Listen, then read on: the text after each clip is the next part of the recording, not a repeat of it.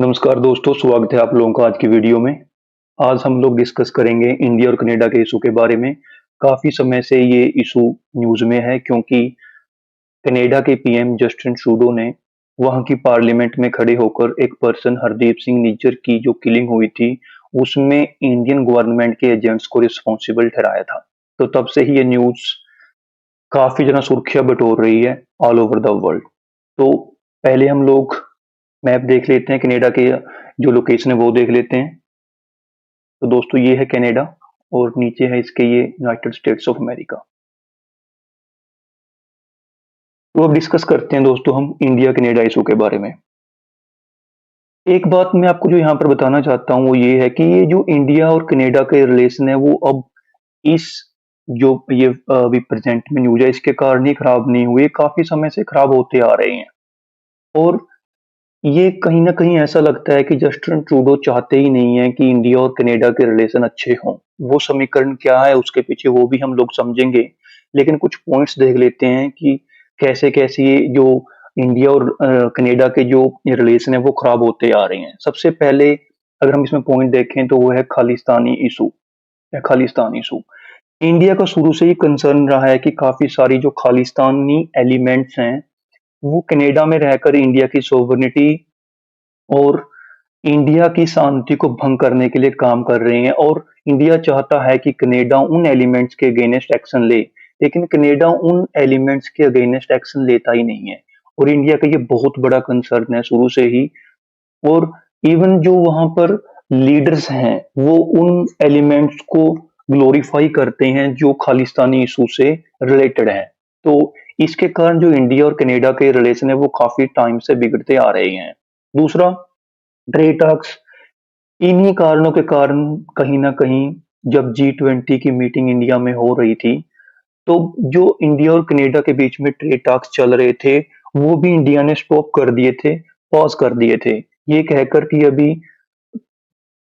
कोई भी टाइम नहीं बताया जाएगा कि कब दोबारा ये टॉक्स हम रिज़्यूम करेंगे। और इंडिया ने ये ट्रेड टॉक्स जो इंडिया और कनाडा के बीच में हो रहे थे, ये बंद कर दिया था। ट्रेड टॉक्स में क्या होता है दोस्तों, ट्रेड डील होती है, कोई कुछ ड्यूटीज कुछ टैक्स हो गए जो इंडिया जो कनाडा से गुड्स इंडिया में आती हैं उन पे कम कर देगा या लगाना बंद कर देगा। और कुछ टैक्स कुछ ड्यूटीज जो इंडिया की गुड्स कनाडा में जाती हैं उन पे कनाडा वो टैक्स और ड्यूटीज नहीं लगाएगा। इससे क्या होगा, जो वो इंडिया की गुड्स हैं वो कनाडा में थोड़ी चीप हो जाएंगी, सस्ती हो जाएंगी, कॉम्पिटिटिव हो जाएंगी। और कुछ कनाडा की गुड्स हैं जो इंडिया में आएंगी वो कॉम्पिटिटिव हो जाएंगी। जो उस ट्रेड एग्रीमेंट में गुड्स का जो भी गुड्स के बारे में डिस्कशन किया जाएगा वो गुड्स, इसे हम कहते हैं ट्रेड टॉक्स। ये भी इंडिया ने स्टॉप कर दिए हैं, अभी पॉज कर दिए हैं, बिना बताए हुए कि कब हम इसको दोबारा रिज्यूम करेंगे। थर्ड, G20 की जब मीटिंग चल रही थी दोस्तों, तब इंडिया में जस्टिन ट्रूडो आए हुए थे, बाकी सभी कंट्रीज जो G20 की ग्रुपिंग के कंट्रीज हैं उनके हेड्स भी आए हुए थे। तब जाते वक्त जो ट्रूडो है उनका प्लेन खराब हो गया था टेक्निकली इशू के कारण कुछ। तो इंडिया ने जब उनको एयर सर्विस ऑफर करने के लिए ऑफर की, तो उन्होंने उसको ना कर दिया था। और इस चीज की उनकी होम कंट्री में काफी ज्यादा निंदा की गई कि ट्रूडो ने इस जो इंडिया का एक वेलकम गेस्चर था रिलेशंस को अच्छे करने के लिए उसको ना कर दिया। तो कहीं ना कहीं ऐसा लगता है कि ट्रूडो नहीं चाहते कि इंडिया और जो कनाडा के रिलेशन है वो अच्छे हों। अब इसके पीछे की एक समीकरण है दोस्तों, वो समझते हैं हम लोग। जो भी करंट इशू है उस पे उसके बाद आएंगे हम दोस्तों, ताकि आप लोगों को ये अच्छी तरह से समझ में आ जाए। दोस्तों समझो आप लोग, जो जस्टिन ट्रूडो है जो उनकी पार्टी है कनाडा में वो है liberal party of Canada. Liberal party of Canada. अब इसके पास इतने एमपी नहीं है कि ये अकेले ही गवर्नमेंट को वहां पर बना सकें।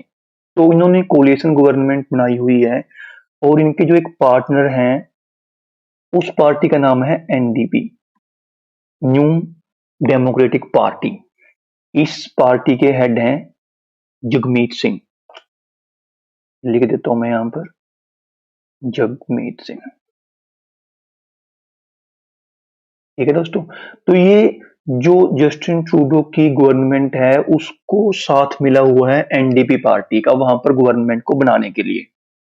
जैसे यहाँ पर मान लो दोस्तों कि कोई पार्टी है, मान लो कांग्रेस है, उसके पास इनफ नंबर्स नहीं है गवर्नमेंट बनाने के लिए, तो वो किसी रीजनल पार्टी की हेल्प ले ले, जेडीयू की या किसी भी की हेल्प ले ले वो।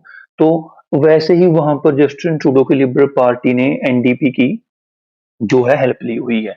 अब एनडीपी के जो लीडर हैं जगमीत सिंह, वो एक खालिस्तानी थिंकिंग रखने वाले पर्सन हैं, और इसी के कारण जस्टिन ट्रूडो वहां की पॉलिटिक्स में अपना नाम चमकाने के लिए कभी भी जो खालिस्तानी एलिमेंट्स हैं, ना तो उनके अगेंस्ट वो कोई एक्शन लेते हैं और ना ही वो उनके बारे में कुछ अपोजिट बोलते हैं दोस्तों। सिर्फ वहां की अपनी पॉलिटिक्स को चमकाने के लिए जस्टिन ट्रूडो ने इंडिया और कनाडा के जो रिलेशंस हैं उनको दांव पे लगा रखा है।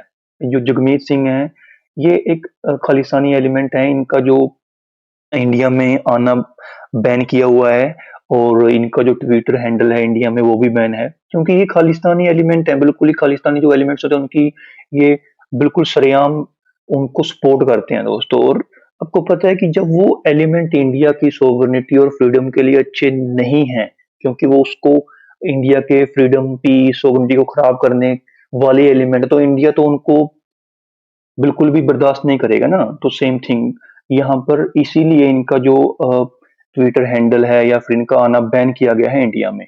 तो अब आप लोगों को दोस्तों ये समीकरण समझ में आ रही होगी। अब चलते हैं दोस्तों जो अब इशू चल रहा है जो न्यूज में है। जस्ट वन सेकंड स्लाइड निकाल लेता हूं मैं। हाँ, तो अब ट्रूडो ने स्पीच दी थी वहां की कनेडियन पार्लियामेंट में कि जो इंडियन एजेंट्स हैं वो रिस्पॉन्सिबल हैं हरदीप सिंह निज्जर की किलिंग में।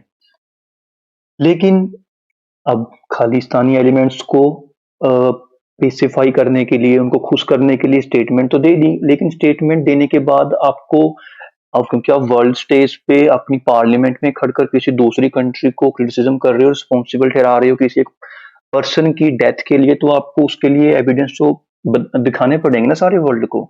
लेकिन जब उनको एविडेंस दिखाने के लिए कहा गया तो वो कोई भी एविडेंस नहीं दिखा रहे, वो कह रहे हैं कि हम इंडिया के साथ बातचीत कर रहे हैं, ये कर रहे हैं। अगर आप इंडिया के साथ बातचीत कर रहे हैं तो आपको अपनी पार्लियामेंट में जाकर ये कहने की कोई जरूरत नहीं है कि इंडिया इस पर्सन की डेथ के लिए रिस्पॉन्सिबल है, क्योंकि वर्ल्ड अफेयर में दोस्तों ऐसा ही होता है।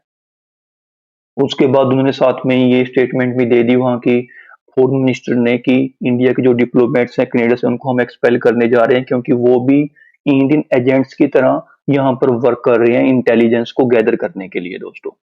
अब ऐसा ही सेम एक एग्जांपल हम दोस्तों और लेते हैं ताकि आप लोगों को समझ में आए। अब अगर मैं आपको ये ऐसे कहूंगा कि नहीं ऐसा नहीं करना चाहिए था, तो आप लोग कहोगे नहीं ऐसा कुछ बैकिंग तो नहीं है कि उन्होंने कुछ गलत कर दिया पार्लियामेंट में करके।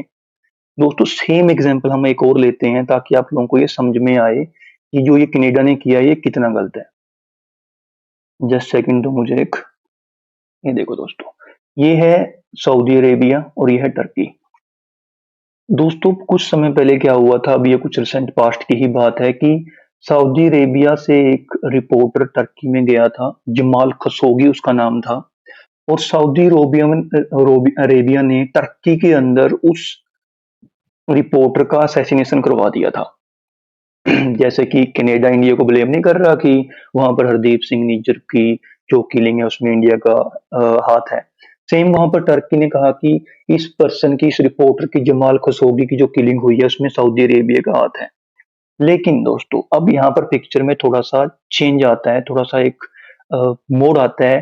टर्की ने जब ये कहा तो टर्की ने सारे वर्ल्ड के सामने एक वीडियो रखी, जिस वीडियो में वो सब कुछ दिखाया गया था जिसके लिए टर्की सऊदी अरेबिया को ब्लेम कर रहा था। मतलब कि अगर आप किसी दूसरी कंट्री को ब्लेम कर रहे हो तो आपको एविडेंस प्रोड्यूस करने पड़ेंगे, वरना आप बिना मतलब से उस कंट्री के साथ रिलेशंस बिगाड़ने पे तुले हुए हो।